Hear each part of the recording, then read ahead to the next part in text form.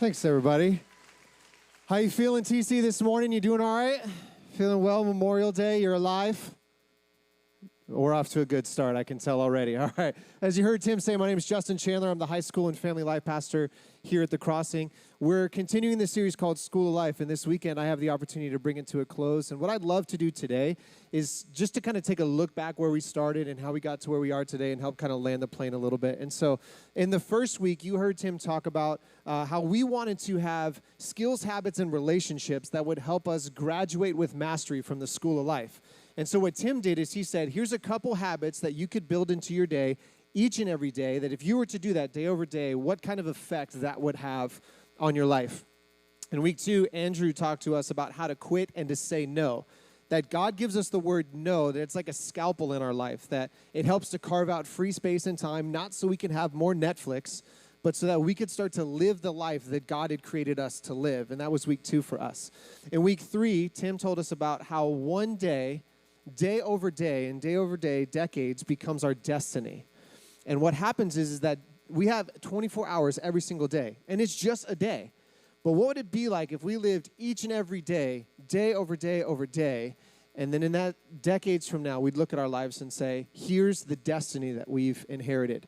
A couple weeks ago, we had this event called The Best for Mother's Day, and when we walked into the room, Tim talked to us about the relationships that we have with our parents. No doubt each of us is bringing in baggage from parent relationships, and so one of the tensions we walk out is, how can we give honor to people who have done dishonorable things? How can we love those who have shown themselves to be unlovable? And what Tim said was, if we were to start to live and pattern our lives around honor and respect for those who have made sacrifice and for the efforts that they've made for us, that we could start to develop that habit in other relationships and how that would translate for us.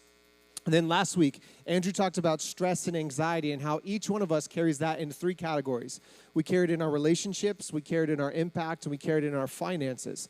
But that there's a God in heaven who cares so much for us that we can literally give our stress, give our anxiety to him, and he cares for us enough to carry it upon himself and to help us walk that forward. And so today I want to talk about relationships. Next week we're starting a marriage series, so this doesn't have to do with romance and love. This is really platonic around friendships, all right? And so if we don't know each other very well, I moved here in September. About a year ago on Tuesday, I flew out to Costa Mesa for the first time to meet Tim and some members of the staff. 2 weeks later, I was here for Father's Day. Last year, we called it Man's World, and that was the first service my wife and I had ever attended here at The Crossing. And my encouragement would be, if you're new or if you're starting to navigate that space and you know people who have never been a part of a local church, that event and being a part of that on its own was something for us that said, we want to be a part of this church. And I believe in a couple of weeks when Father's Day comes back around for dads and dudes and those you know, that this will be one of those events that for them, this could be a really, really cool experience. So I want to encourage you to invite them to that. In July, they offered us a position here. In the first week of August, we flew out for another event. 2 weeks later, I was in Ventura for a beach camp with high school students. I flew out of LAX on Friday, started packing my house on Saturday, and we drove away from our house on Sunday. On Wednesday night, we arrived here. We got everybody into our truck. We drove down to Newport Beach, and we jumped into the ocean with our clothes on, right? The most California transplant rule of all. And so we get in, start swimming. One of my youngest kids gets knocked down by a wave, and he's like, I don't like the ocean anymore. Right? It's been an experience for us walking that thing out. And then on Friday, our oldest son, Jude, had a kindergarten assessment at his school.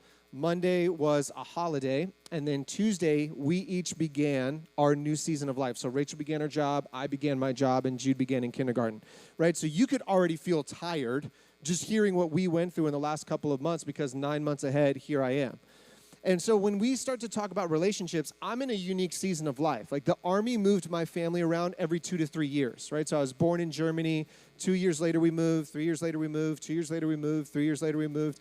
And so making friendships in school wasn't hard, right? Because when you started to make relationships, you would walk onto a school campus and there's hundreds of people in the same age and the same life stage as you, right? So it wasn't, I wonder where my people are, right? You just found the shortest ones without facial hair and you're like, these are my crew, right? And you would try to find a way to connect with them. There was that layer for school, and then as we all got older, we had a chance to pick our classes, right? We used to think that that was cool. We were like, I'm taking this and this and this. And when you get into that class, there's a couple dozen people who have the same desires and aspirations as you. Easier to make friendships that way. or we'd be a part of teams and clubs that were extracurricular activities where we could start to spend additional time with people, whether it was playing a sport, being a part of a debate team, just kind of navigating that. So we got our school time, our class time, our club time, and that's how we made friendships. Now, I don't know if you're feeling this way or not, but friendship as an adult is not like that at all, right? When we graduate from high school, when you graduate from college and you enter into like the workforce, one of the questions we have is like, where are we going to make friends at? Right? So when we're young, somebody will come up to us and be like, man, I got a new spot we got to try out tonight. Like, oh, we got to go to the spot, right? And so you come up to the spot and you go through. And my experience with the spot was always this thing in delivering on the promise, right? I felt like it was college after college, right? It was here we are partying, here we are doing this stuff. And it just feels like we just recycled college with more money. Right? We're not using student loans to pay for anything anymore. Now we're trying to work our job and make that happen. And it just felt awkward for me. And then I said, so where am I actually going to meet people in my same stage, in my same area of life who care about the things that I care about? So we had that as working in post-college. When you get into a relationship or when you get married, there's another layer of complexity, right? So I could meet a guy and we have similar interests and we have this conversation where we're like, man, we should double date. We should like get our spouses together, get our girls together. We should go out together. And that moment sits down where we're dating as a couple, right? So we're seeing, are we going to be good together? Is this thing going to work? And so we have casual conversation, talk about interest, and then it's done. And we say, so do we call them? Do they call us? How long do we wait to call them back? Is it weird if I call him and my wife never returns her phone call? Is this going to be awkward for us? Do we have to be in a union now that we've done this thing one time? Like it starts to feel weight around like couples and relationships. And then the final layer is around parenting, right? So you could have this couple friends that you're like, whoa, this is the best. Whenever we go out as adults, it's awesome. And then you get your kids together, and you're like, that is never happening again, right? Like their kids bring out the worst version of my kids. I see something happen in the back room that all of a sudden they spawn these creatures that want to destroy one another. And I don't know what's happening in their parenting style. We're like, we ain't never doing that again. Like you start to feel this awkwardness around parenting. And so it should be no surprise for us that when we start to talk about it like that, each one of us is bringing burdens around relationships that's difficult to manage. And they had this article that was released recently that said the biggest threat facing middle-aged men isn't smoking or obesity, it's loneliness. So I'll say that again. The biggest threat facing middle-aged men is not smoking or obesity, it's loneliness. Now, it was hard for me to grapple with the fact that as 33, I'm entering into the middle-aged stage. But being a 33-year-old man who's starting his life all over again, I feel the tension of I go to work and then I come home. I hang out with my kids, we eat dinner. We get them cleaned up, we put them to bed. I haven't seen my wife all day, I want to hang out with her, we go to sleep, rinse, repeat, and do it all over again. And that starts to feel like the day over day. And each one of us, if we're not careful, days from now and decades from now, we could look up and say, but where are my friends? Because this felt different than before. And each one of us is living with this promise of the age that we're in, that it doesn't feel this way, right? Like it feels like it should be different because we're the most connected generation in history. We know more about our friends right now than anybody else before. We know where they're eating. We know what they're watching. We know how they're feeling, what they're doing, and where they're going in real time, right? That right now, some of you are like, let's open up Facebook and see what's happened while the scrappy young guy is talking, and you start flipping through, and you know what your friends are doing right now. And they're taking pictures of the right now, and you're liking things right now. And so there's this idea of friendship that can like dangle in front of our face because we feel connected. And yet, because we're not close, because we're not with, because we don't know who's around, that you can feel disconnected despite the overwhelming opportunity of connection before us. And so here's what I love about you being here today. One of the reasons that makes this space unbelievably beautiful and awesome is the fact that there's hundreds of people in this room right now in the same age, in the same life stage, who have the same desires and pursuits as you. And if we would trust God in how he's using this place, God could use this place to make the impact on relationships that you and I long for. And so where we would feel like, okay, this is unique for me, about 3,000 years ago, there's this book called Proverbs, which was a collection of statements of wisdom. And one of the statements that they had in Proverbs 18, verse 24 says this, that a man of many companions may come to ruin. A man of many companions may come to ruin. Now, I don't know if you've ever referred to someone as a companion, right? It's not one of those terms you're throwing around a lot, like, hey, this is my companion, Frank, right? You probably aren't throwing that one around. But companions would be how you and I loosely describe friendship. Those people we're connected to, those would be companions. And so here's what we know about companions or little easy friend stats. The average Facebook user has 300 friends, right? So 300 people that they would call their friends. The average Instagram user has 150 followers. So 300 on Facebook, 150 on Instagram. The average person would say that they have 4 people that they can rely on. 4. So we're like, look at the hundreds of people who are my friends. But who are you going to call when you have attention? That we would say there's only 4 of those people.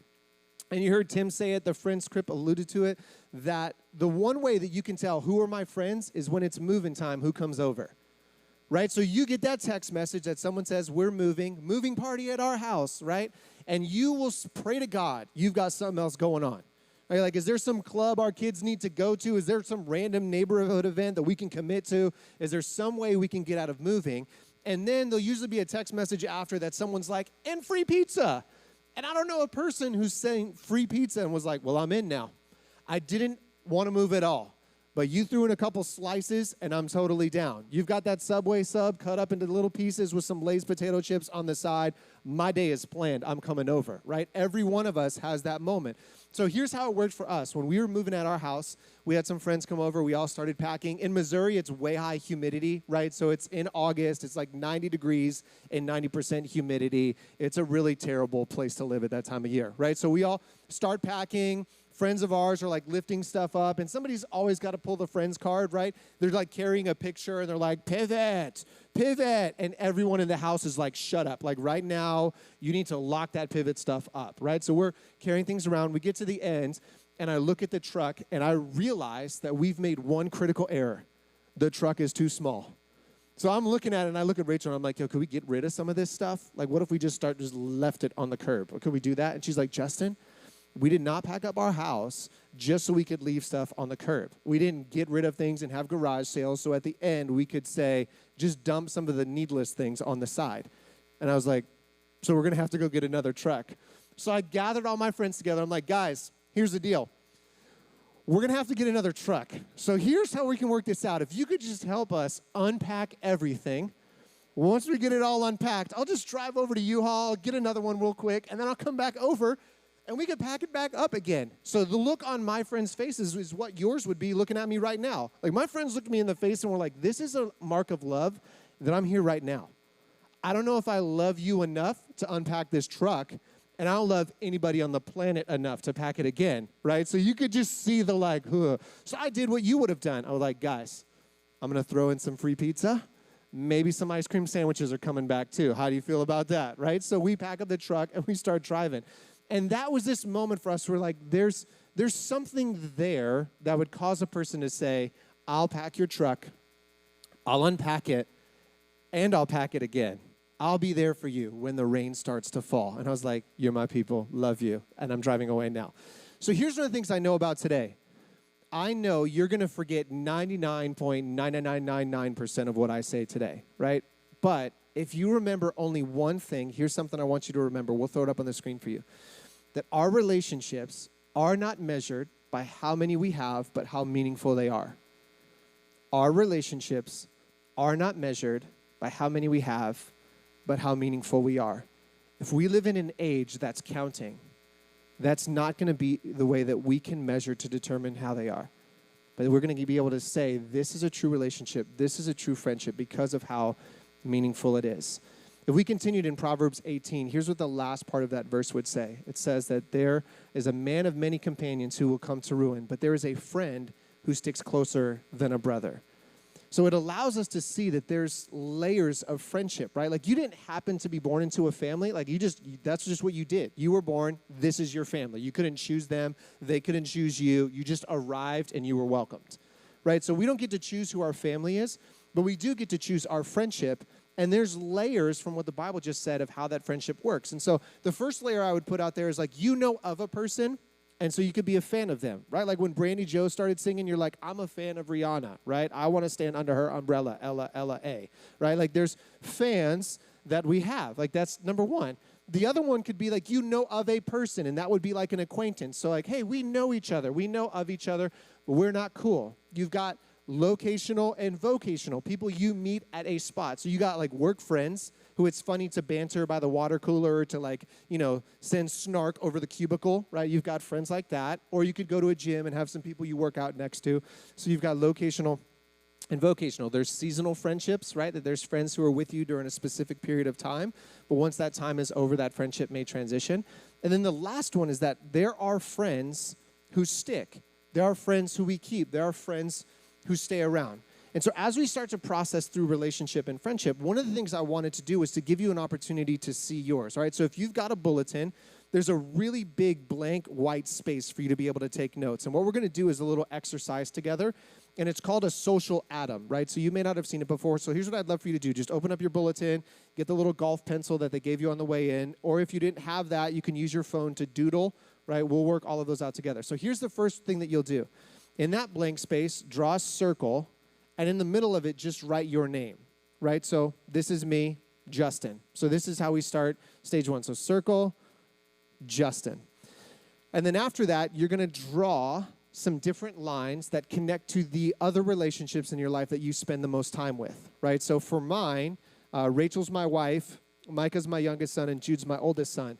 Now, the way my brain works, I want to see different shapes to distinguish between different kinds of people. So I made women's squares and men triangles. That just helps me. It may not help you, but that was a way for me to say, okay, let me see how these all work. So I drew that out. And then to be honest, I made up the people on the bottom, because what if someone was here and I was like, this relationship, not good. Like I didn't want that thing to happen. So we've got a couple different names that we put on the bottom. But what I'd love for you to do is just to start drawing out different names and different connections to the people you're most connected to. And as you start to get that little social network, that social atom, an evaluation of that could be, all right, so if these are my people, these are those that I'm connected to, who are the people in my life who are most beneficial to me? Who are bringing out the best in me? Who are the people who are helping to draw out the best version of myself? And you could put a little plus next to them, right? So in this case, Jude, Rachel, Micah bring out the best, and then Lucas, he's cool too. So I just put pluses next to them. And then you would look at it and say, are there people in this circle that I'm connected to that when I'm with them, they bring out the worst version of me, right? That this is a person that when I talk to them and when I dialogue with them, it's the worst version of me. So again, as you're kind of writing that out, I just want to ask you some questions while you continue to work it. And so the first question I would ask is, what do you notice most about the friendships and relationships in your life? Are they coming from the same place? Are they around the same age? Are they the same gender? Was there some event or something that helped to draw you together? So there's an observation you could put there. What do you notice about those who are having a positive impact? What are you noticing about those who are helping you to go forward? Is there something that's helping them to drive you to where you want to be? What do you notice about those who are having a negative impact or bringing out the worst in you? Are there certain spaces and places that you being with them, it's bringing out a version of you that you're trying to move past? And so are there observations that you could just know in your brain, okay, here's something I could see, here's something I could see, here's something I could see, and it'll help you to start to work your way forward. One of the things that I think is helpful for us is when we talk about relationships, this document or this piece of paper is going to change over time. Like I gave this to a group of high school students, and in a matter of moments, they had 75 names in this complex infrastructure created.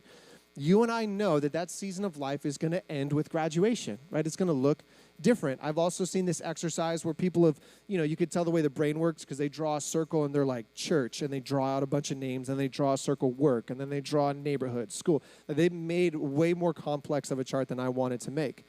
But this document is going to change over time. Your relationships are going to change over time. But our relationships matter. And taking time to evaluate those relationships is important. Right? If this is going to create the meaning in our lives, then us being able to look at this group of people and say, how is it being shaped? How is it being worked? How is it being formed? How is this making my life to become? So because those relationships matter, evaluating them is important. Why? Because our relationships are not measured by how many we have, but how meaningful they are. And if we look at this piece of paper and start to say the meaning of these friendships isn't what I'm hoping for, then we can start to develop other habits and skills to improve those relationships. But if we never evaluate, we never know. When I was young, My mom used to say this statement to me, and maybe your mom said something like this to you. My mom used to say this statement to me, birds of a feather flock together. I don't know if your mom said that one or not, but here's what I would do. I would look right at my mom, like I'm looking at camera one right now. I would look right at my mom, and I would say, Mom, this is teenage version of me. Mom, I have no idea what the flock you're talking about. Like right in her face. And then my mom, she's like, Justin, like trying to get at me. Like, Mom, I have no idea what that statement means. And I feel like I'm an intelligent person, right? I feel like I've got like some stuff working up here. So I can remember walking outside as a grown man, walking outside and I'm like, hey, look at that flock of geese. And the thought occurred to me, there's not a bunch of birds just flocking around up there, right? There's geese, and then you look around, and then there's other birds that are all flocking together. And I was like, huh. And there was this epiphany where I went, that's what my mom meant. Like I just had, no, she never explained it. She just kept saying it, birds of a feather flock together. Mom, I don't get it. I don't understand, right? There's never been random birds that have just connected. Right? Like one bird looked at another bird and was like, I wonder where that guy's going. Just started flocking along with him. Like that never happens except in the scary movie Birds, right? That's the only other place where that's happened. So the other statement you may have heard, your parents may have given you this one, show me your friends and I'll show you your future, right? And you may have immediately been like, oh, thank you. That brought it back, right? But here's what the truth is. Sociologists have studied this. In 5 years, the people you put on this piece of paper, you're going to become more like them, whether you like it or not. These are the people who are going to help to shape and influence your life in that kind of way. And so the question, again, we could ask is if this is the people and this is my future, what kind of future is this group of people painting? Like when I look at this, am I saying this is what I want to be in 5 years? Am I saying this is where I want to go directionally, right? Is this what I want my life to look like? And that's a really good way for us to look at that and say, okay, those birds, they're flocking, right? Show me your friends, show me your future. This is us saying, okay, what are we going to do with this? And so here's what I'd love to do. Each one of us is going to navigate this space in a different way. But I'd love for us to take the book of Proverbs, again, a collection of wisdom statements, and for us to process. If we want to make the choice, if we want to say yes to having dynamic relationships that are going to positively influence our future, how can we do that? And so we're just going to walk through it in a really easy list together, all right? So here's the first one I would put up. If we're going to start to have relationships that make a positive impact, the first thing I would throw up on the screen for us is that a friend, a true friend, a friend that sticks, is with us at all times, not just the good times. You can see from the screen, Proverbs 17:17 says, a friend loves at all times, and a brother is born for adversity. It's not hard for us to be in relationship or friendship with people when times are good, right? When income is up, when the revenue stream is in, when you're like, hey, can I take you guys out for dinner? It's easy to be your friend on that day. But what about when the days are hard, when it's not that easy, when it's not that nice, when it's not that pleasant? Do we have friends that are sticking with us through the darkest days? Because again, when the times are up, woohoo. But when the times are bad, do you feel like you feel people pulling away and finding distance from you? A true friend is going to be a friend that sticks with us at all times. The next statement we put up there is this, that a true friend would rather tell the truth. Proverbs 28:23 says, whoever rebukes a man will afterward find more favor than he who flatters with the tongue. We live in a day where it's easy to give compliments, right? We can like, love, haha, thankful, angry face, whatever someone says all the time, right? Someone posts something on Instagram and you're like, looking good, girl. Like there's all these ways that we can just tell people how awesome they are. But it's becoming increasingly difficult for us to have moments of truth with people. And do you have friends in your life? Are there people in your life that they are able to say to you, I know who you want to become. And because I know who you want to become, I'm willing to have this difficult conversation with you. Because the choices you're making are negatively influencing who you're becoming. And a true friend would rather say that to you than tell you how great and awesome you are every day. A true friend would rather tell the truth. The third one would be this, that a true friend listens and gives good advice. Proverbs 27:9 says, oil and perfume make the heart glad, and the sweetness of a friend comes from his earnest counsel. Now, I've learned as a husband, there's particular fragrances that my wife wears. And I've learned, here are those fragrances, and here's where they could be purchased at, right? It's just, that's in my brain in case I need it, right? But every time I smell those smells, it reminds me of my wife.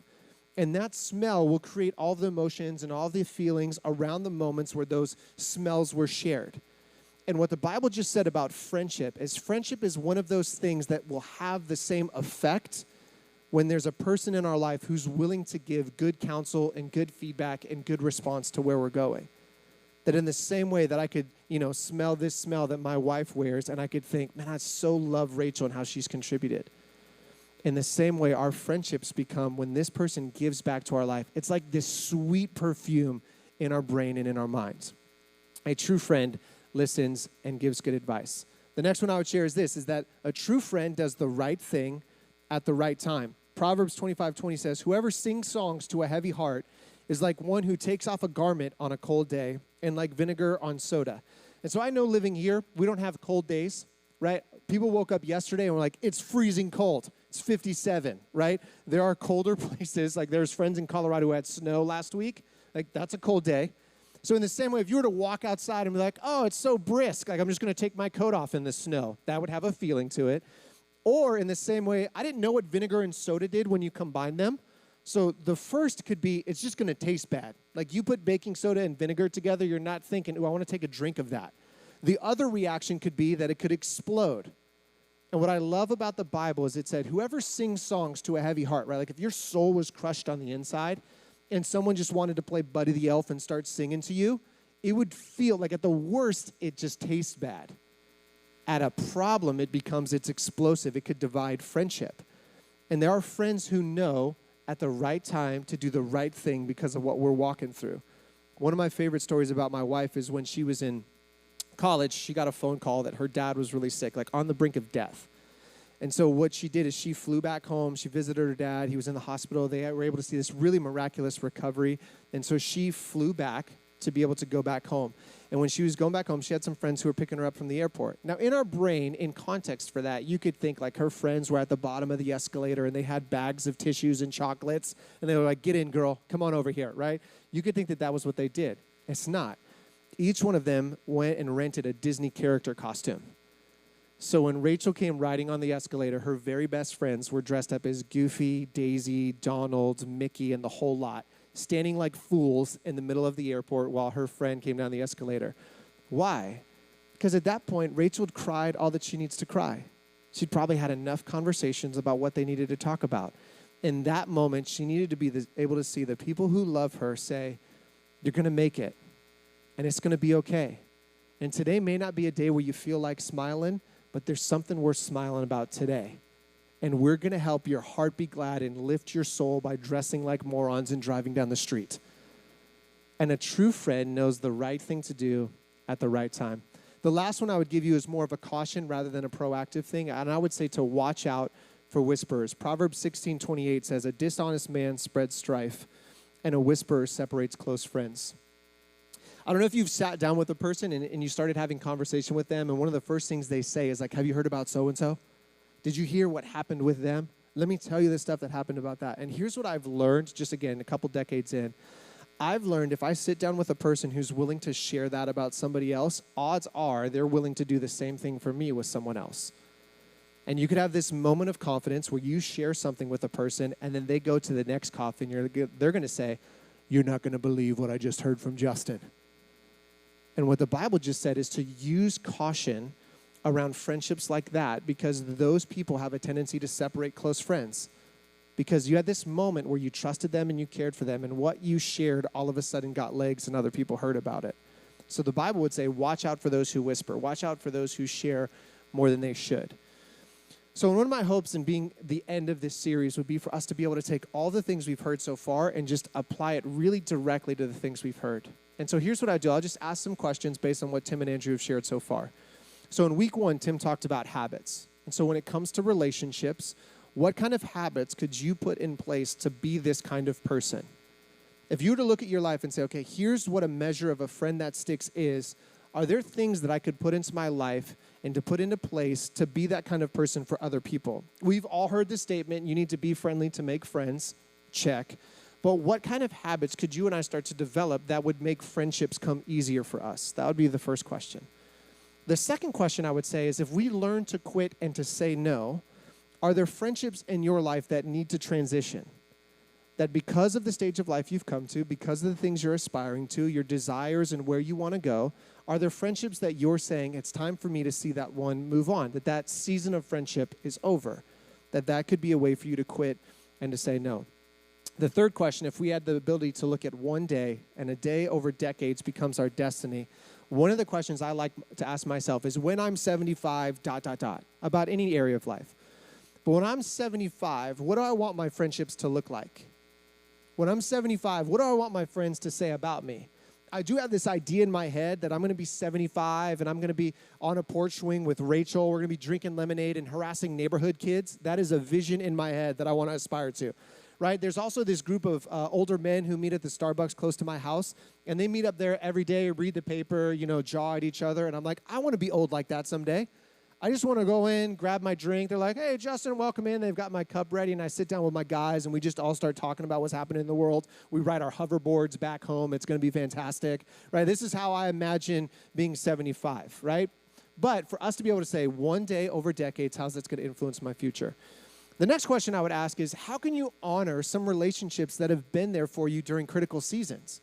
Right? If honor is one of the things that's going to influence every relationship we have, could you just send a text message to someone today and say, man, thanks for being there for me during this? There are a lot of people that left. There are a lot of people that walked away, but you stayed during this really hard time. And I just want to say thanks. I wouldn't be where I am today if it wasn't for you. I mean, could you imagine getting a text message like that? Wouldn't that make your Sunday? You could be the kind of person that just sends that and says thanks to someone and honors the place that they had in your life. And then the last question would be this. Do you have someone that you could let into your life during this season of stress and anxiety that you're carrying? Is there a person that you could say, man, I just need some help. Right now we're going through a hard time. Me personally, I'm having difficult days. My marriage is having a hard spot. As a parent, I'm struggling right now. Are there people that you could just invite in and say, could you help me? Could you be there with me? Could you stick with me during this time? And if we start to ask questions like that and those frame our relationships, here's one of the things I know. That because relationships matter, us taking time to evaluate them is going to become more and more important for us. Because our relationships are not measured by how many we have, but how meaningful they are. Because Proverbs 18:24 says that a man of many companions or a man of many friends will come to ruin. But there is a friend who sticks closer than a brother. And so here's one of my hopes for each one of us today. My hope would be in you hearing what the Bible said and hearing some of the ways that God is guiding us towards relationships. My hope would be for each one of us, there'd be a way for us to say yes. In 1988, when our church started, we began to help people who were saying no to God say yes to God. And so I want to create some space for you to be able to say yes today.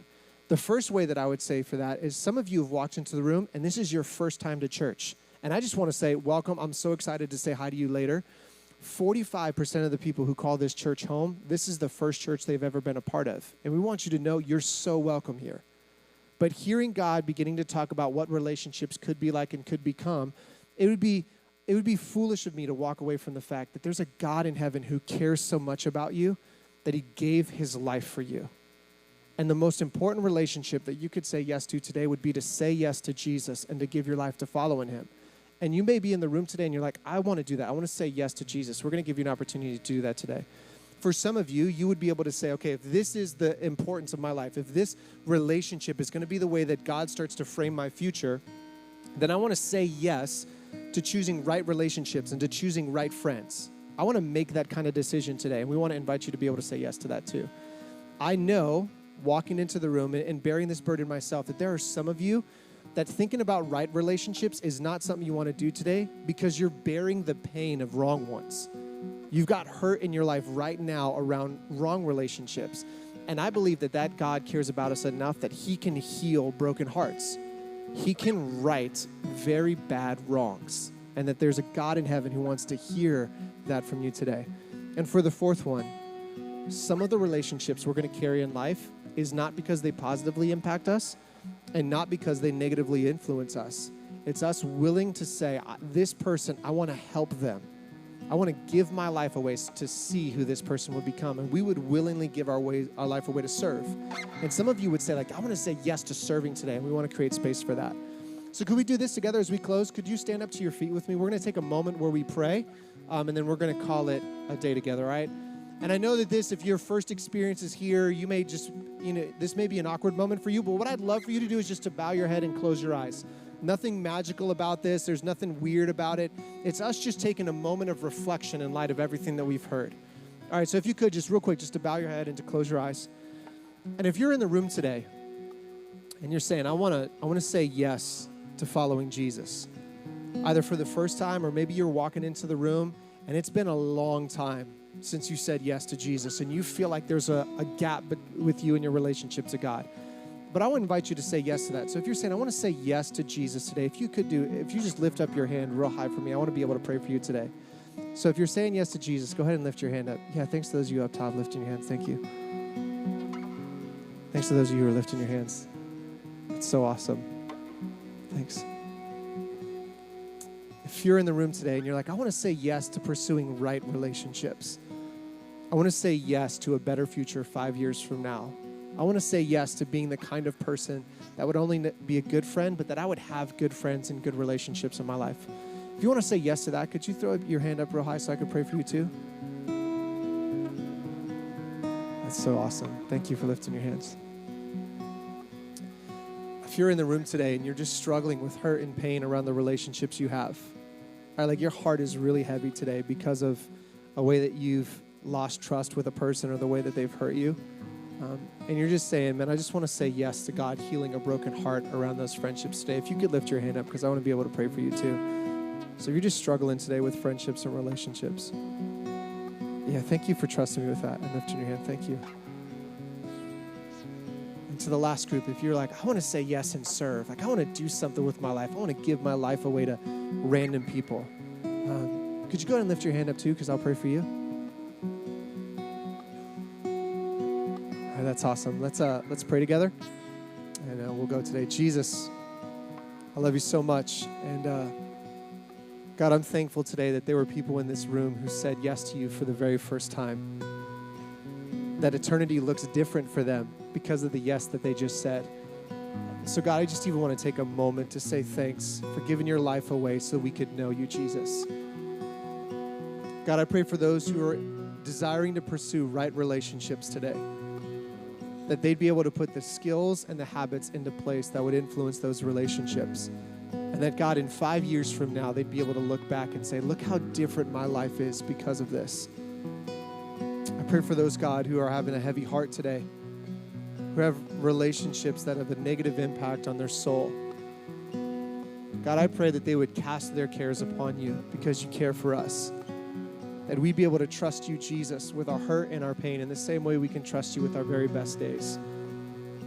For each one of us, God, I pray that we would see the unbelievable growth we experience as we give our lives away to help other people grow. And I pray for the steps that happen after that yes. God, I pray that we would see all of the fun that we can have by giving our lives away to serve. And it's in Jesus' name we pray. Amen. Amen. If you said yes today, we have this Say Yes kiosk out in the plaza. We'd love to say hi to you and connect with you out there. If you're having negative relationships, we have our prayer team up front. They would love to be able to pray alongside you. Otherwise, we'll see you out on the plaza. Thanks for joining us today. Have a great weekend.